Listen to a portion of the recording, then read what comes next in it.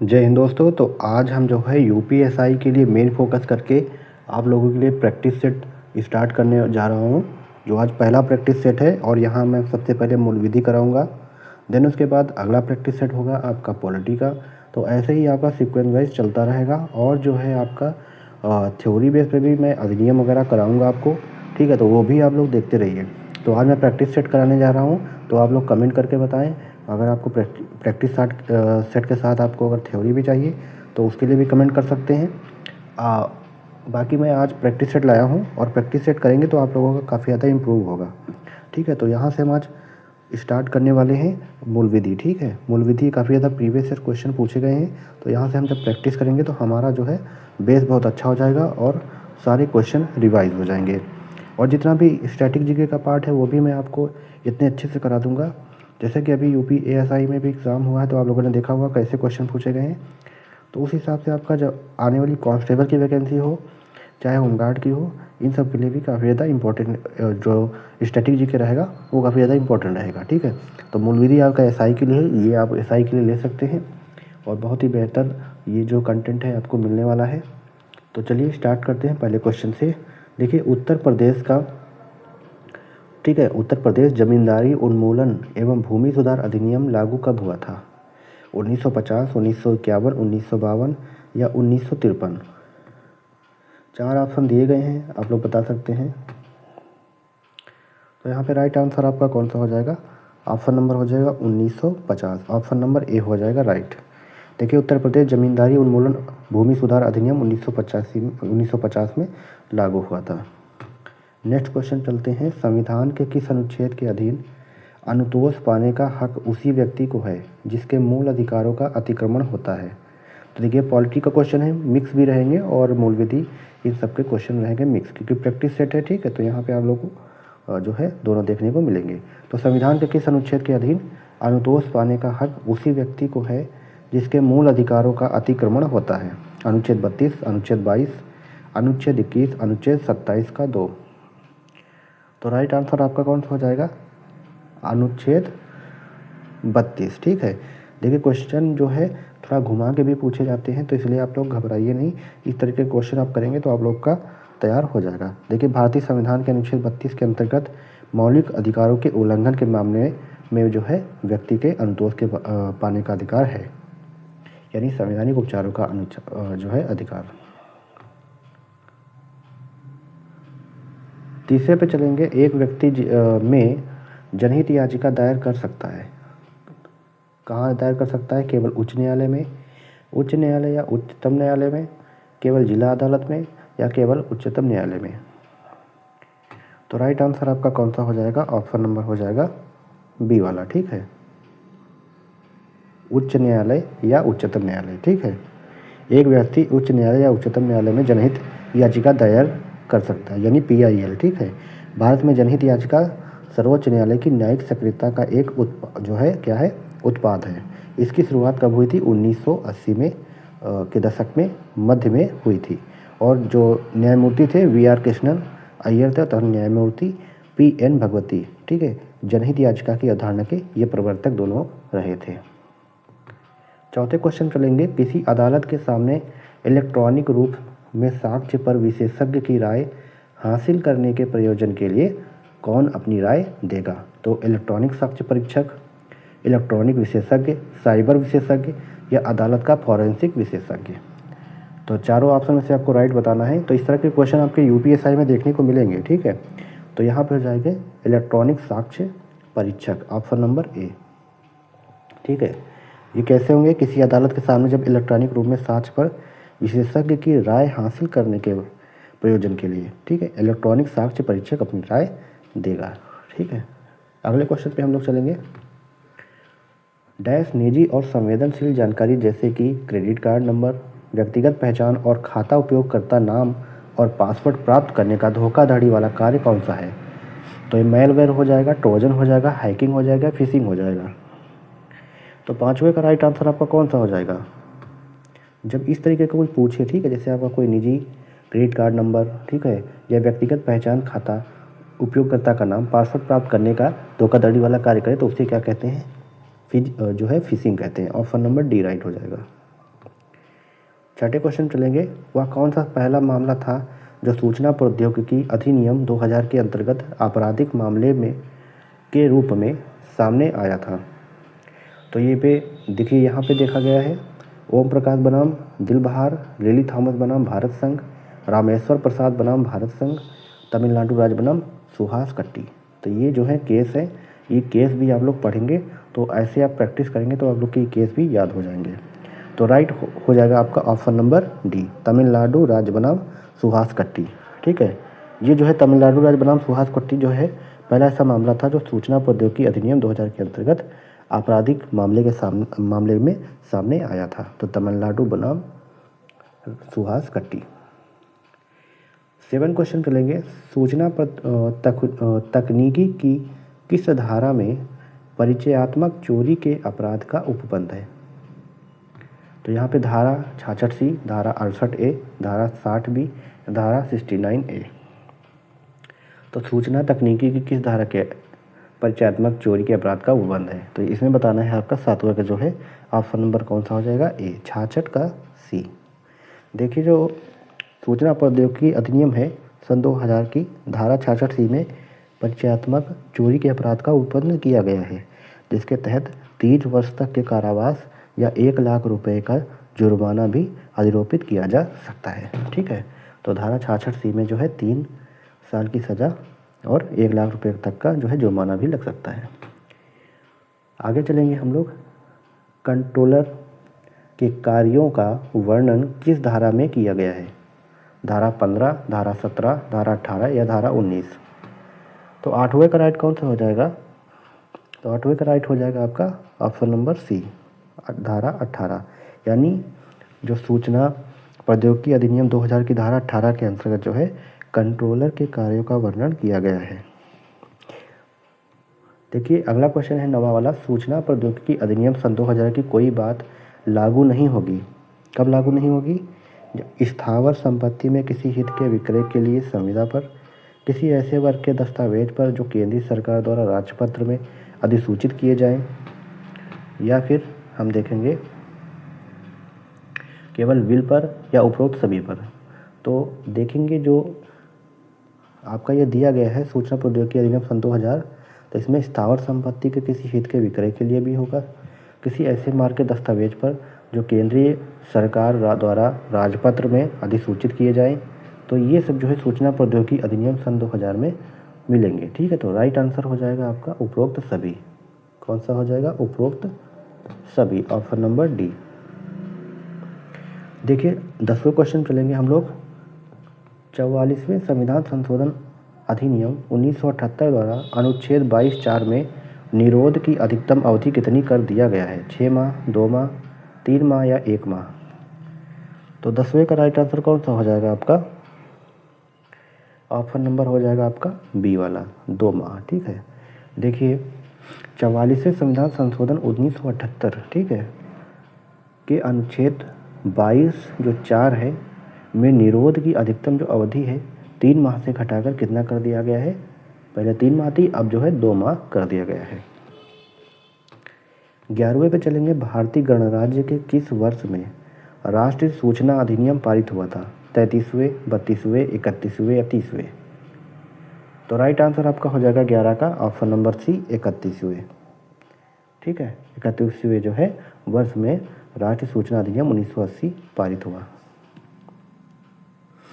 अगले क्वेश्चन चलेंगे, लोक सेवक के विरुद्ध अभियोजन के मामले में उपधारणा को जो है खंडित करने का भार होता है सदैव अभियुक्त पर, कभी कभी अभियुक्त पर, अभियोजन पक्ष पर और कभी अभियुक्त पक्ष पर कभी जो है अभियोजन पर। तो राइट आंसर 12 का कौन सा हो जाएगा, ऑप्शन नंबर हो जाएगा सदैव अभियुक्त पर, ऑप्शन नंबर ए। अगले क्वेश्चन चलेंगे, भ्रष्टाचार निवारण अधिनियम पारित हुआ था। तो ये कब हुआ था, भ्रष्टाचार अधिनियम 1986, 1987, 1988 या 1989। तो 13 का राइट हो जाएगा 1988, ऑप्शन नंबर सी। देखिए, भ्रष्टाचार निवारण अधिनियम जो है 1988 में ही पारित हुआ। आयकर अधिनियम के तहत एक अत्यधिक सुपर वरिष्ठ नागरिक के रूप में अर्हता प्राप्त करने के लिए किसी व्यक्ति की आयु कितने वर्ष से ऊपर होनी चाहिए। ठीक है, आयकर अधिनियम के तहत एक अत्यधिक जो है सुपर वरिष्ठ नागरिक के रूप में अर्हता प्राप्त करने के लिए किसी व्यक्ति की जो है आयु कितनी वर्ष से ऊपर होनी चाहिए? तो ये जो होता है आपका 80 वर्ष से ऊपर। ऑप्शन नंबर हो जाएगा सी वाला राइट। ठीक है, सी वाला राइट हो जाएगा 14 का। ठीक है, देखिए आयकर अधिनियम के तहत एक अत्यधिक सुपर वरिष्ठ नागरिक के रूप में अर्हता प्राप्त करने के लिए किसी व्यक्ति की जो आयु होनी चाहिए वो कितनी? 80 वर्ष से ऊपर होनी चाहिए। देखिए वर्तमान आयकर अधिनियम लोकसभा द्वारा पारित किया गया था, तो कब पारित किया गया था? जो वर्तमान आयकर अधिनियम है 1960, 1961, 1962 या 1963। तो राइट आंसर हो जाएगा आपका ऑप्शन नंबर बी हो जाएगा 1961। ठीक है, जो वर्तमान में जो आयकर अधिनियम लोकसभा द्वारा 1961 में पारित किया गया, यह अधिनियम जो है 1 अप्रैल 1962 से लागू किया गया था, लेकिन जो पारित हुआ था वो 1961 से। ठीक है, और जो है लागू हुआ था 1 अप्रैल 1962 से। तो दो तरीके क्वेश्चन पूछे जाएंगे। अगर पारित पूछेगा कब हुआ 1961 में, लागू कब हुआ 1 अप्रैल 1962 में। यदि कोई सूचना का अधिकार राइट टू इन्फॉर्मेशन यानी RTI आवेदन जन सूचना अधिकारी के निर्णय से संतुष्ट नहीं है तो वह क्या करेगा? पी जो है पहला दिया गया है, आवेदन द्वारा जन सूचना अधिकारी के निर्णय की प्राप्ति की तारीख से 30 दिनों के भीतर पहली अपील दर्ज कर सकता है। 60 दिनों के भीतर केंद्रीय जन सूचना अधिकारी को शिकायत दर्ज कर सकता है। केवल पी होगा या दोनों होंगे, या केवल पी होगा या केवल क्यू होगा, या इनमें से कोई नहीं होगा। तो बताएंगे इसमें कौन सा राइट हो जाएगा 16 का। तो यहाँ पे जो हो जाएगा ऑप्शन नंबर हो जाएगा पी वाला, यानी केवल पी। देखिए आवेदन द्वारा जन सूचना अधिकारी के निर्णय की प्राप्ति की तारीख से 30 दिनों के भीतर पहली अपील दर्ज कर सकता है।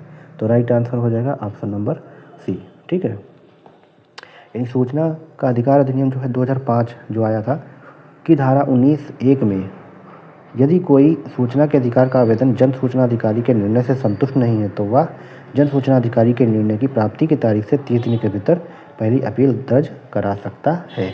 ठीक है, 17 पे चलेंगे। लोक प्राधिकारी सूचना उपलब्ध कराएगी, निःशुल्क कराएगी ऐसी लागत पर जो माध्यम मुद्रण लागत मूल्य के विहित हो या निःशुल्क हो या दोनों हो, जैसी परिस्थिति हो या केवल एक हो। तो आपको बताना है 17 का लोक प्राधिकारी सूचना उपलब्ध कराएगा।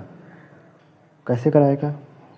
या जो है निःशुल्क भी करा सकता है और ऐसी लागत पर जो माध्यम या मुद्रण लागत मूल्य के लिए विहित हो। तो ऑप्शन नंबर सी राइट हो जाएगा, जैसी भी परिस्थिति हो उस हिसाब से।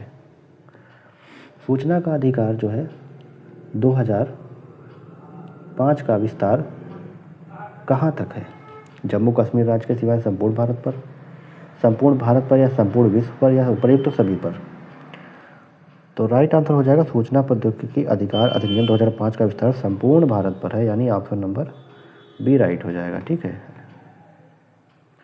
अगले क्वेश्चन चलेंगे हम लोग। क्या पशु वध को मानवाधिकार का उल्लंघन माना गया है? हाँ, नहीं, या न्यायालय पर निर्भर है या राष्ट्रपति पर निर्भर है। तो यह जो है ऑप्शन नंबर बी राइट हो जाएगा। क्या पशु वध को मानवाधिकारों का उल्लंघन माना गया है? तो नहीं माना गया है।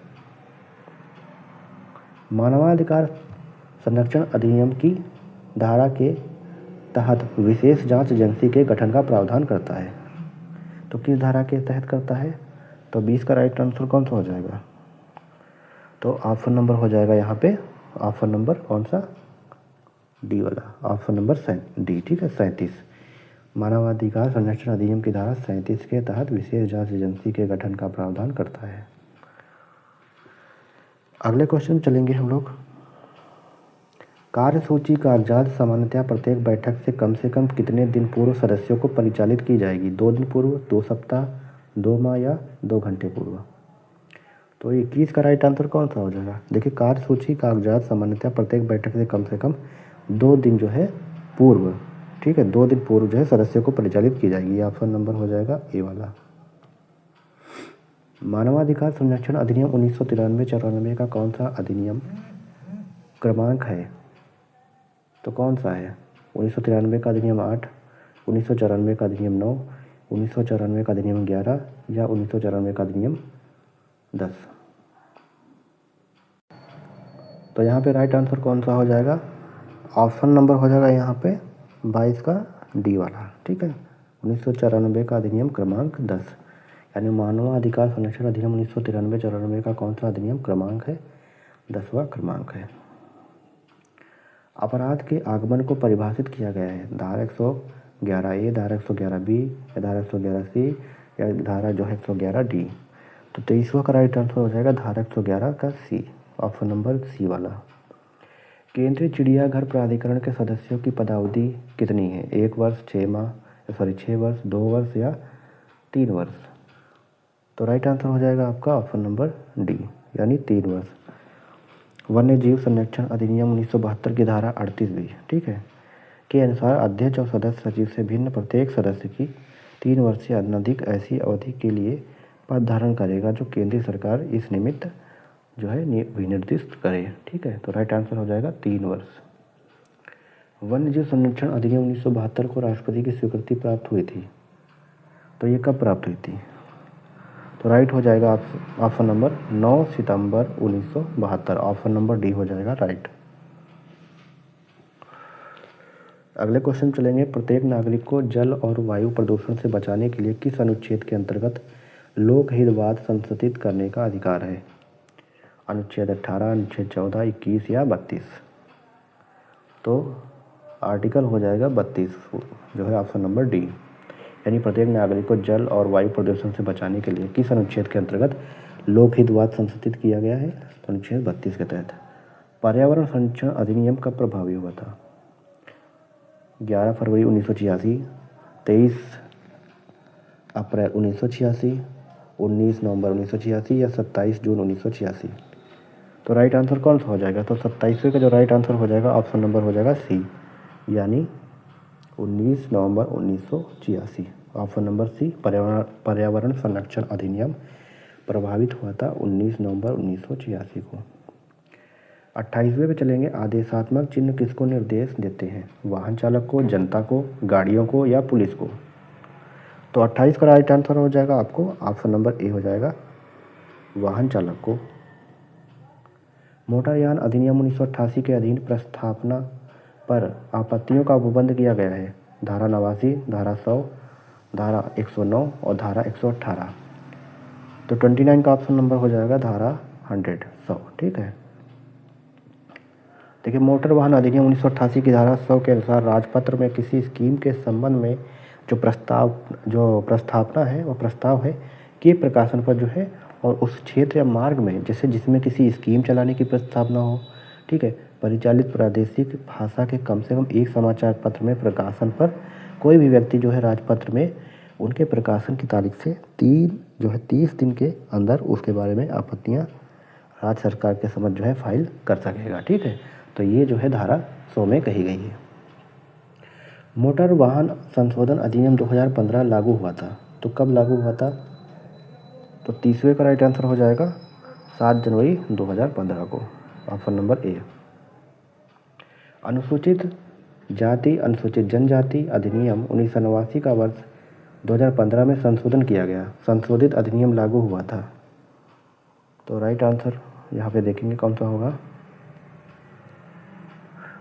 26 दिसंबर 2015 को, 26 जनवरी 2015 को या 26 फरवरी 2016 को या 26 मार्च 2016 को? तो 31 का राइट आंसर हो जाएगा आपका ऑप्शन नंबर हो जाएगा बी। तो यहाँ पे 31 का ऑप्शन नंबर कौन सा यहाँ राइट हो जाएगा? ऑप्शन नंबर यहाँ जो राइट होगा 31 का ऑप्शन नंबर बी हो जाएगा, 26 जो है जनवरी 2016 को। किशोर न्याय बालकों की देखरेख और संरक्षण अधिनियम 2015 का विस्तार है संपूर्ण भारत पर है, जम्मू कश्मीर के सेवाएं संपूर्ण भारत पर है, नागालैंड के संपूर्ण भारत पर है या उपरोक्त सभी गलत हैं? तो कौन सा राइट होगा 32 का? तो 32 का जो राइट आंसर हो जाएगा यह संपूर्ण भारत पे होगा, ठीक है। घरेलू हिंसा महिला सुरक्षा कानून कब लागू हुआ? 2002, 2005, 2006 या 2008 में? तो 33 का राइट कौन सा हो जाएगा ऑप्शन नंबर सी हो जाएगा 2006 में। गलत युग्म को पहचानना है। धारा 353 निर्णय है, धारा 438 अग्रिम जमानत है, धारा 482 अंतरिम शक्ति है, धारा 406 मामलों के अपीलों के आंतरिक करने की उच्च न्यायालय की शक्ति है। कौन सा राइट हो जाएगा? 34 वाला। तो यहाँ पे जो है गलत देखना है तो डी वाला राइट हो जाएगा, यानी धारा 406 मामलों में अपीलों को आंतरिक करने की उच्च न्यायालय की शक्ति, ये जो राइट जो है आपका गलत ऑप्शन है, बाकी जो है तीनों सही हैं। अगले क्वेश्चन के लेंगे। बंद पत्र की शर्तें उसमें विहित रकम दुर्भर नहीं होगी या उपबंध दंड प्रक्रिया संहिता की किस धारा में विहित है। तो दंड प्रक्रिया संहिता पूछा है, तो ये पुराने क्वेश्चन है तो ये आप माइंड मत करिए, क्वेश्चन पूछे भी जा सकते हैं। तो ऑप्शन नंबर सी हो जाएगा राइट, धारा 111। दंड प्रक्रिया संहिता 1973 प्रवृत्त हुई थी। ये कब प्रवृत्त हुई थी, तो ऑप्शन कौन सा राइट होगा, एक मिनट, क्या थोड़ा सा प्रॉब्लम आ रहा है। तो ये कब हुई थी, 36 में क्या, तो 36 का ऑप्शन नंबर ए हो जाएगा, अप्रैल 1974 में। ठीक है, अप्रैल 1974 में जो है प्रवृत्त हुई थी। हत्या और मानववध में अंतर से संबंधित बात बताइए। M.K. मैथ्यूवाद, बारिंद्र घोष बनाम एम्परर, रेग बनाम गोविंदा, कोई नहीं। तो 37 का राइट आंसर यहाँ पे कौन सा हो जाएगा आपका, तो राइट हो जाएगा आपका रेग बनाम गोविंदा, ऑप्शन नंबर सी। 38 पे चलेंगे। कहा पागलपन के प्रभाव में खा को जान से मारने का प्रयत्न करता है, या जो है क्या होगा, यहाँ जो होगा का हत्या के प्रयत्न का दोषी है और खा को प्राइवेट प्रतिरक्षा का अधिकार है, या फिर का किसी हत्या का दोषी नहीं है किंतु खा को प्राइवेट प्रतिरक्षा का अधिकार है, या का और खा किसी अपराध के दोषी नहीं है, या इनमें से कोई नहीं है। तो 38 का जो राइट आंसर हो जाएगा, ऑप्शन नंबर हो जाएगा बी, जो है का किसी हत्या का दोषी नहीं है किंतु खा को प्राइवेट प्रतिरक्षा का अधिकार है। ठीक है, क्योंकि वह पागलपन से क्या है, प्रभावित है। ठीक है, अगले क्वेश्चन पे लगे हम लोग। निम्नलिखित वादों में कौन से सामान्य आशय से संबंधित है। महबूब शाह बनाम एम्परर, बारिंद्र कुमार घोष बनाम एम्परर, DPP बनाम बियर्ड, या श्री कांतिया बनाम कंबई राज्य। तो यहाँ पे 39 का राइट आंसर कौन सा हो जाएगा, ऑप्शन नंबर हो जाएगा बी मतलब आपका 1, 2 और 4, यानी महबूब शाह बनाम एम्परर, बारिंद्र कुमार घोष बनाम एम्परर और श्री कांतिया बनाम बम्बई राज्य, ये जो है हो जाएंगे। ठीक, भारतीय दंड संहिता प्रवृत्त कब हुई थी, तो ये कब हुई थी, 4 ऑप्शन में से आपको बताना है। तो भारतीय दंड संहिता जो है 1 जनवरी 1862 को प्रवृत्त हुई थी, 1 जनवरी 1862, ऑप्शन नंबर डी राइट हो जाएगा। तो ये क्वेश्चन थे आज के 40 क्वेश्चन थे पहले सेट के। तो अब आई होप आप लोग को ये जो है क्वेश्चन अच्छे लगे होंगे। अगर अच्छे लगे हैं तो प्लीज़ वीडियो को जरूर लाइक करिए और अपने दोस्तों को भी शेयर करिए। चैनल को जो है सब्सक्राइब कर लेंगे तो आप लोग को ऐसी नोटिफिकेशन मिलती रहेगी। तो आज ये पहला प्रैक्टिस सेट था, तो इसमें कुछ 1-2 क्वेश्चन जो है तो पुराने भी थे, लेकिन कोई दिक्कत नहीं है। बाकी क्वेश्चन जो आप लोग के लिए बहुत ही इंपॉर्टेंट है। तो अब जो है आपको मैं और भी नए क्वेश्चन जो बन रहे हैं, जैसे क्वेश्चन आने चाहिए उस तरह के क्वेश्चन मैं आप लोग को दिखाऊँगा। और साथ ही साथ मैं आपको डेली जो है एक आपको चैप्टर कराऊंगा मूल विधि का। ठीक है, तो आपकी मूल विधि भी खत्म हो जाएगी, साथ ही साथ आपको जीके भी कंप्लीट कराऊंगा और मूल विधि और पॉलिटी भी आपका चलता रहेगा। ठीक है, तो ये सब करिए। और हिंदी की क्लास ले आऊँगा तो मैथ नहीं करेगा अगर आप लोग बताएंगे। और मैथ के लिए भी प्लान कर रहा हूँ, मैथ का जो है आपका संपूर्ण मतलब जितने भी प्रीवियस ईयर क्वेश्चन आए हैं, जो जैसे आने वाले हैं, मतलब हर एक चैप्टर, जब से मैं नंबर सिस्टम जो उठाऊँगा तो नंबर सिस्टम के सारे को टाइप करवा दूँगा, सारे क्वेश्चन आपके हो जाएंगे। ठीक है, और उस तरह रीजनिंग भी चलेगी। तो मैथ का जो चलेगा, मैथ का हर एक चैप्टर से हर एक क्वेश्चन एकदम शॉर्ट तरीके से आपको बताऊंगा कैसे सॉल्व किया जाता है, क्योंकि आप इधर उधर चक्कर में पड़े रहते हैं और आप लोग का जो है टाइम बर्बाद होता है। तो कैसे आप ऑफलाइन पेपर को कैसे कम टाइम में कैसे सॉल्व करेंगे, सारा मैं बताऊँगा। पेपर ज़्यादा टफ नहीं आएगा, पेपर नॉर्मल आएगा, तो आप लोग अच्छे से कर सकते हैं।